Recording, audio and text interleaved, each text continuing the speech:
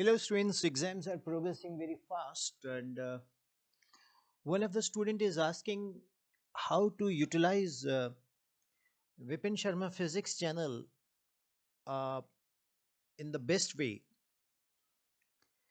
My answer to his query is that you should all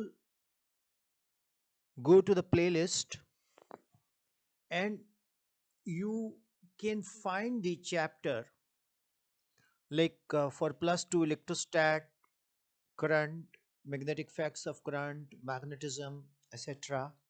And then students you can select the topics, because in videos when you go there are random videos uploaded, right? Whatever I upload, that goes to that.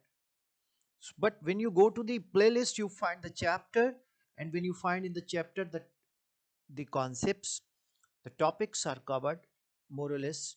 Which is missing you can put in the comment, I will upload. Thank you all.